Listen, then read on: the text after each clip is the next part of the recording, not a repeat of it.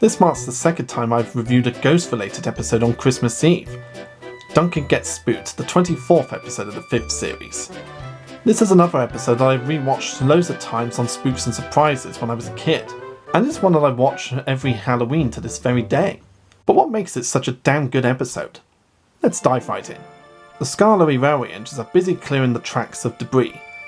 After Peter Sam is helped by Rusty to a water tower with his train, his heavy trucks are bored, so they break away from their old couplings and careen into a bridge, where they derail and plummet into the swamp below.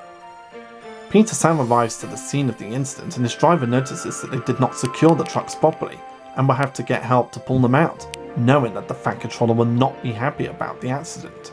Peter Sam's driver is correct that evening. The Fat Controller has Peter Sam working in the yards as punishment for his negligence until he can be trusted again. Duncan chortles that Peter Sam's trucks will return to haunt him, so Rusty angrily asks him about being scared of ghosts.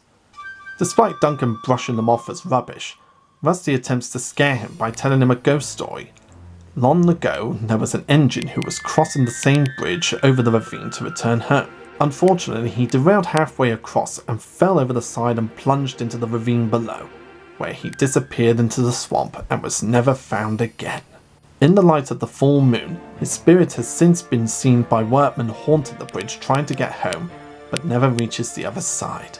Duncan is dismissive, but Peter Sam's driver devises a trick with Duncan's crew to give him a taste of his own medicine. The next day, Duncan has to take coal trucks to the slate mines and bring ones full of slate back. His crew takes him over the bridge as part of the plan. Duncan comments that it does not seem haunted, but he still has Rusty's story in his mind. At the slate mine, Duncan tries to rush his crew to leave, complaining the Scarlery will take his favourite spot in the sheds. His driver tells him that they have to wait until their trucks are collected and can tell the plan is working as Duncan is nervous. That night, Duncan is just about to finish his work and is halfway across the bridge when he stops. He begins to see flickering lights that look like an engine in front of him, though it is actually just an engine formed by fireflies. Duncan's driver then secretly throws a rock from the cab into the ravine below. Duncan, thinking that it is the ghost of the engine, freaks out and quickly runs back to the safety of his shed. Once back at his shed, Duncan closes his eyes tightly. His driver teases him by asking him if he was spooked, but Duncan claims he is asleep and initially refuses to open his eyes. He does though when he thinks that his driver is not looking to make sure that he is still there with him. According to David Maidment, the episode was partly inspired by an incident at a colony between Seymour-Afen and Terhabet when a 650 HP Paxman diesel could not hold 18 loaded from coal wagons despite brakes pinned down and ran away. This episode is one of the most talked about for the TV series, with the unlucky tug being one of many to do an entire video analysing it. And having rewatched it myself, I can honestly see why, because the episode does a great job at playing with tone, using scary ghost story aspects much like how Ghost Train did. And it all works because of how ambiguous Rusty's story is. He never straight up states that he just made up the story on the spot to scare Duncan. Now we in the audience could probably deduce that Rusty probably did just make up that story on the spot. But you're also thinking, what if he didn't make it up and what if it actually did happen? Because we see the visual of the engine falling off a bridge and then his spirit coming back. There's always that doubt in the audience's mind because we see the visual of Rusty's story, making us think maybe it did happen and maybe it's a story that's passed on from generation to generation. And the scene of Duncan seeing fireflies forming a steam engine is also ambiguous. Like with Rusty's story being made up on the spot, we can easily deduce that his crew couldn't have trained those fireflies to form the shape of a steam engine, so we can all deduce that it's probably just Duncan's eyes playing tricks on him because of the night and the fog. But on the other hand, it might be the ghost's spirit trying to communicate with Duncan through the fireflies. There are these two possibilities for this outcome because the episode is very ambiguous with what we see and what we're not told. But a realistic mind could deduce that these fireflies were actually there, but them forming a steam engine was probably all inside Duncan's imagination due to the fog and the night skies. But like with the story, maybe it actually did happen. We're always unsure of it because they don't tell us full details. If they were to just tell us that the ghost wasn't real and this was all in Duncan's imagination, then the episode wouldn't have worked as well. But making it ambiguous and not revealing a lot makes it so much better than a lot of the ghost-themed episodes from the CGI series. And this episode marks the first time that the crew used the new large-scale models for the Scarlery railway engines. Although Duncan, Peter, Sam and Rusty's small-scale models were used in the shed scene while Scarlo's was used as the ghost engine when he fell into the ravine.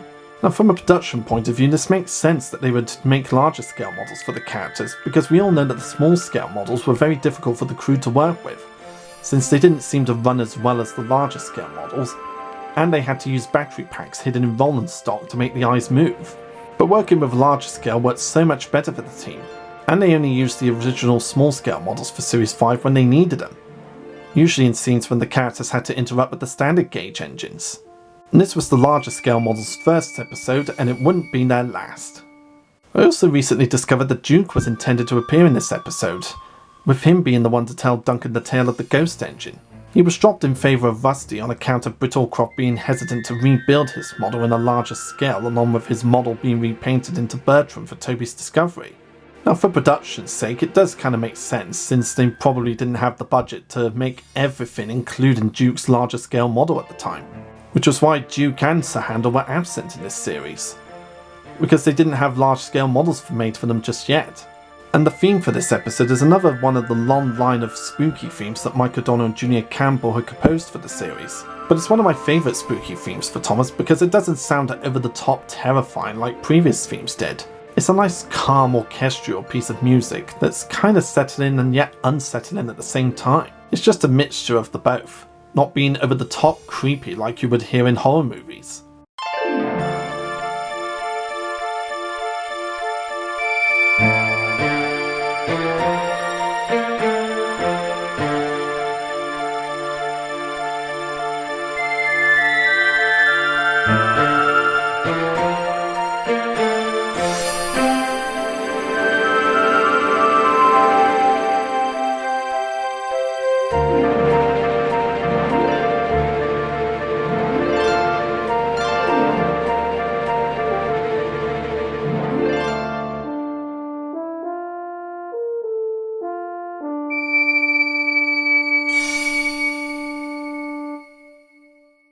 And because Mike and Junior's team were using actual instruments this time around, they were able to go all out with it, making it one of my favourite themes of all time for the TV series.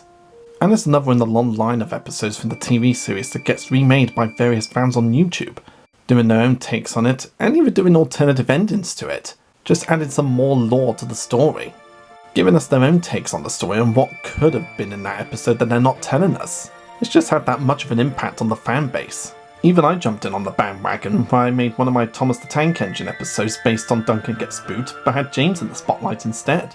And that's still one of my favourite projects to this very day. I love this episode so much. All these facts is why I consider Duncan Gets Spooked to be the best episode, not just for the 5th series, but for the series as a whole. It's a fantastically written and fantastically directed episode in my opinion. And it's one that I always re-watch on Halloween night every year. It's an episode that you can watch all the year round, but I do highly recommend watching it every Halloween, just to get that spooky feel of the island of Sodor. It's definitely an episode that's worth rewatching, worth remembering, and worth talking about all these years later. I highly recommend it for any Thomas fan out there.